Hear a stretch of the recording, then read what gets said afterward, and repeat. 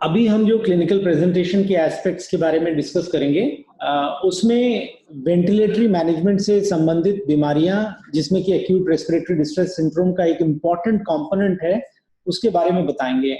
हमें उम्मीद है जितने भी आप आईसीयूज बना रहे हैं उनमें ये वाले मरीज सबसे ज्यादा आने की उम्मीद है।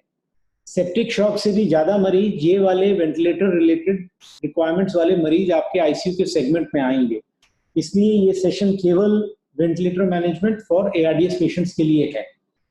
रेस्पिरेटरी फेलियर का रिस्क ग्रुप जो सबसे ज्यादा आपके पास इस पेशेंट्स का आ सकता है वो होंगे जिनकी एज 60 साल से ऊपर होगी, जिनके पास कार्डियोवास्कुलर डिजीज होगी, या फिर वो खुद हाइपरटेंसिव होंगे, डायबिटिक होंगे, या इम्यूनो कॉम्प्रोमाइज पेशेंट्स होंगे, ऑलरेडी स्टेरॉइड्स लेते होंगे, या post transplant medications, chemotherapy, radiotherapy लेते होंगे, या फिर क्रॉनिक लंग, लिवर या किडनी की बीमारियों से ग्रसित होंगे। तो ये वो मरीज हैं जिनमें साधारणतः वैसे ही बीमारी ज्यादा होने की रिस्क रहता है, लेकिन कोविड-19 इन बीमार मरीजों को और ज्यादा बीमार बनाने की प्रवृत्ति रखता है। इसलिए ये विशेष सावधानियां इन पेशेंट्स के लिए जरूर है। एक्यूट रेस्पिरेटरी डिस्ट्रेस सिंड्रोम को 2012 में बर्लिन डेफिनेशन के हिसाब से इसको ऑल्टर किया गया था, इसके डेफिनेशंस को।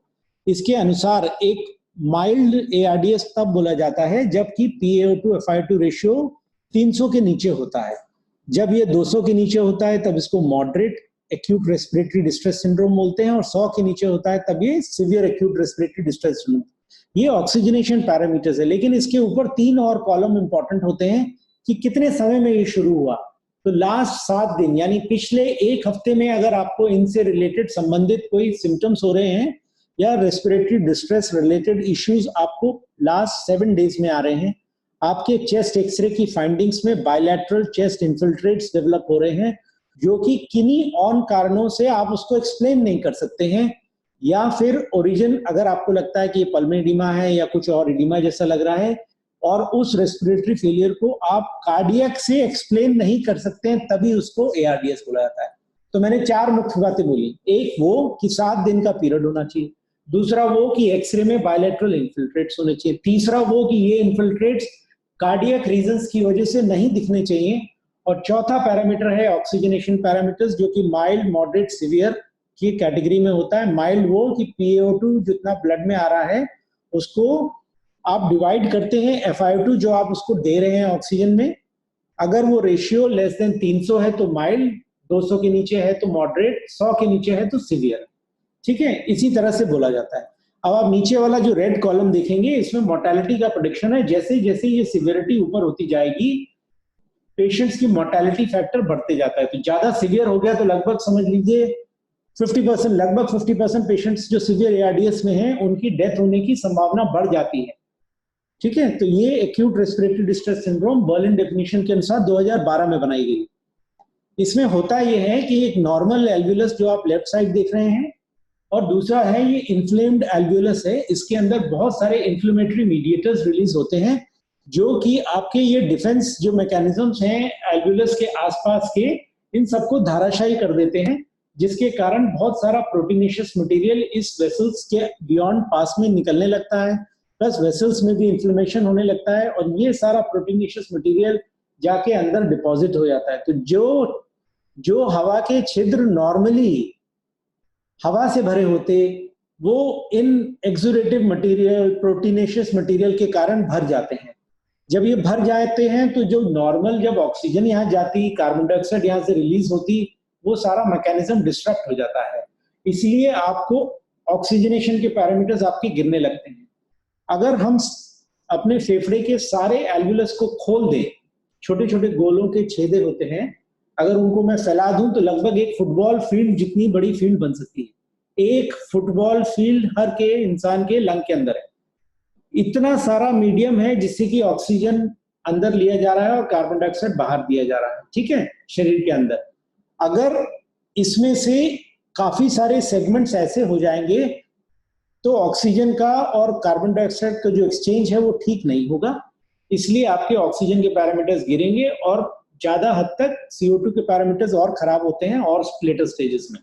इसी को ARDS बोलते हैं। वेंटिलेटरी सपोर्ट जो चाइनीज रिपोर्ट में पेशेंट्स के बारे में बताया गया, उसमें बताया गया कि हाइपोक्सिक रेस्पिरेटरी फेलियर लगभग 20% पेशेंट्स में आया, और इन सब में जो यूटिलाइजेशन था non invasive positive pressure ventilation, जिसको आप बाईपैप मास्क या एनआईवी बोलते हैं, उसका यूटिलाइजेशन लगभग 13% के आसपास हुआ।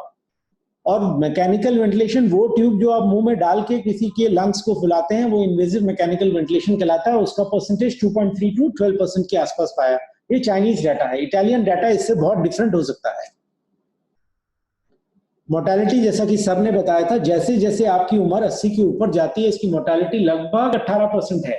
और क्रिटिकली इल पेशेंट्स में ये पाया गया कि इनकी मोर्टेलिटी, यानी हर दूसरा मरीज जो आईसीयू में है उसकी डेथ हो रही है, हर दूसरा मरीज जो आईसीयू में है उसकी डेथ हो रही है, और हर दूसरा मरीज जो आईसीयू में है उसको वेंटिलेशन की जरूरत पड़ रही है।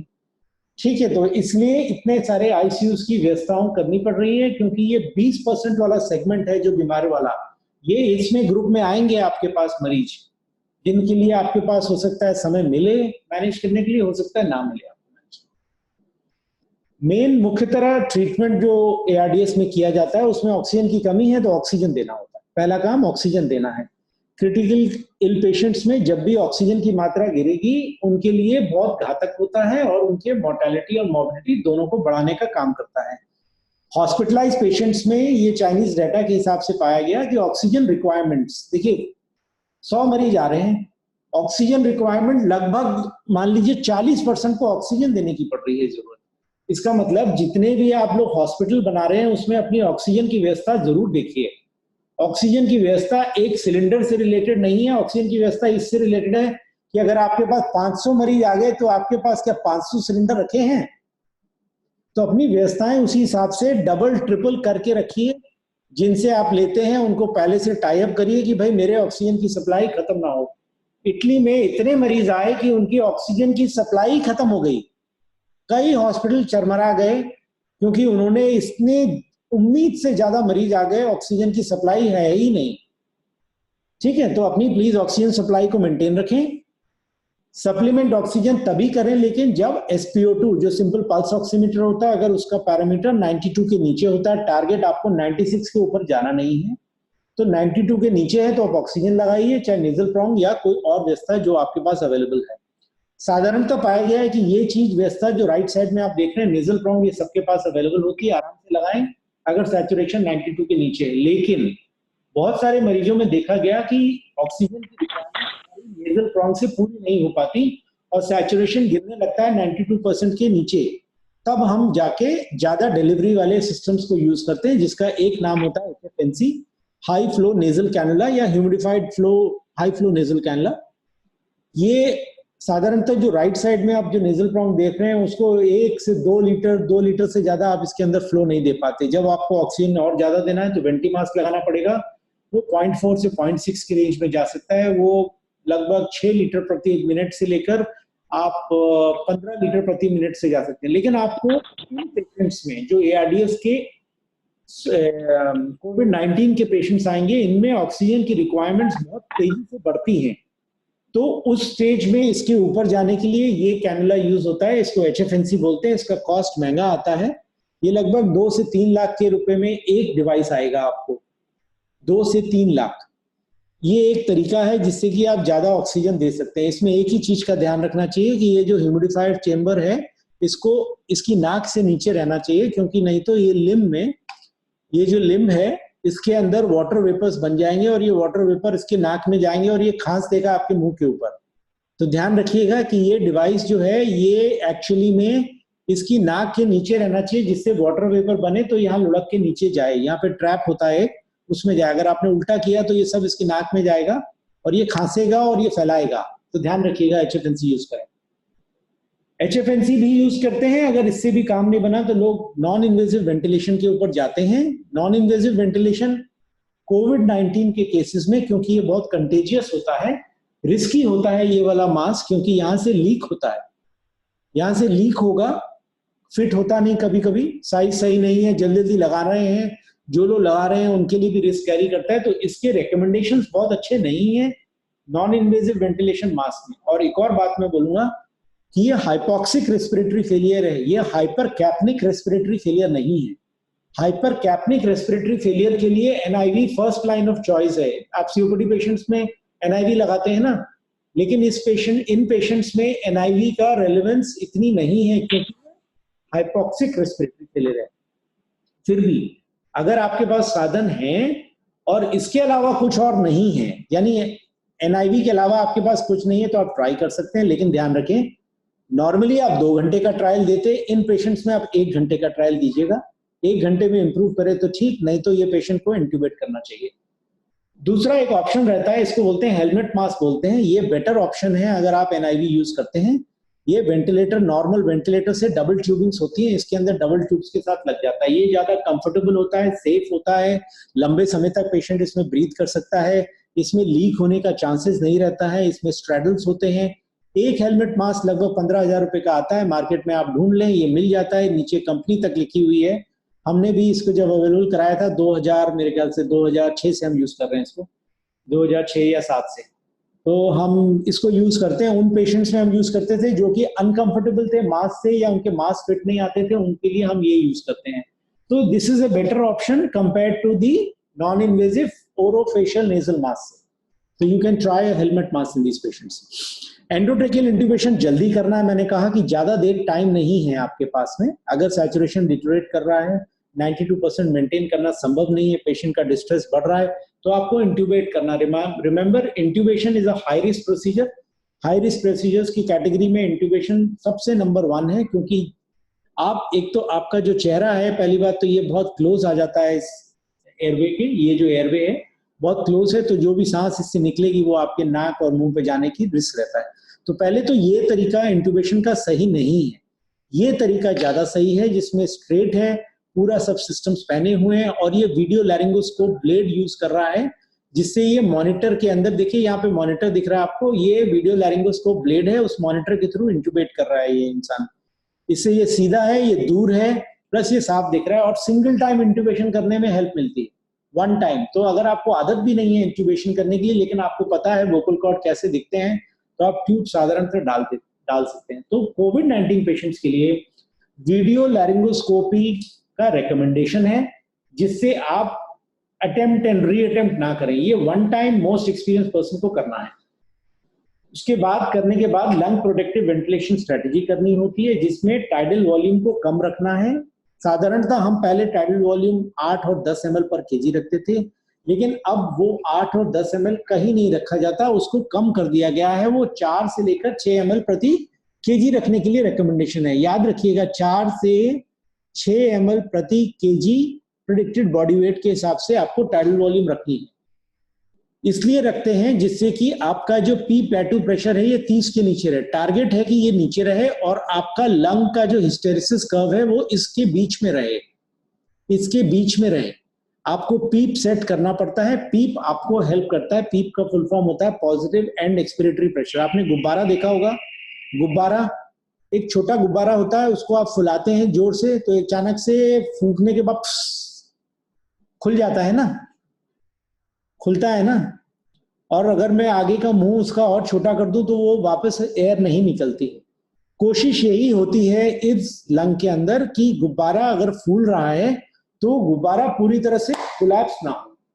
तो पीप हमारे को इस जो एल्वियस को है वो सीधा बंद नहीं करने देता। तो बंद गुब्बारे को फुलाने में ज्यादा ताकत लगती है। याद रखिए, बंद गुब्बारे को फुलाने में ज्यादा ताकत लगती है। एक बार थोड़ा सा खुलेगा तो कम ताकत से वो खुल जाता है। इसलिए पॉजिटिव एंड एक्सपिरेटरी प्रेशर को देते हैं। ये ऑक्सीजनेशन पैरामीटर्स को इंप्रूव करने में हेल्प करती है।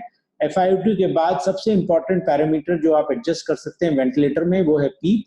ARDS के पेशेंट्स में पीप की वैल्यूज को यूजुअली 10 प्लस रखा जाता है, डिपेंडिंग ऑन द हेमोडायनेमिक स्टेटस। तो कोशिश करें 10 के ऊपर। अगर बीपी डाउन नहीं है पेशेंट का तो 10 के ऊपर रखें इनिशियल स्टेज में ही। अगर इन सब करने पे भी आपके पेशेंट में ऑक्सीजनेशन पैरामीटर्स की इंप्रूवमेंट नहीं होती, आपने 10-12 घंटे ट्राई कर लिया है, सारी स्ट्रैटेजी आपकी अप्लाई होने के बावजूद भी बेटर नहीं करती, तो प्रोन वेंटिलेशन एक और स्ट्रैटेजी है जो आपको ऑक्सीजनेशन इंप्रूव करने में हेल्प कर सकती है। लेकिन ध्यान रखें, ये लेबर इंटेंसिव है, रिस्की होती है, अकेले आप कर नहीं पाएंगे, 3-4 लोग जरूर पड़ेंगे इसको करने के लिए। ट्यूब का डिसलॉजमेंट एक रिस्क फैक्टर रहता है।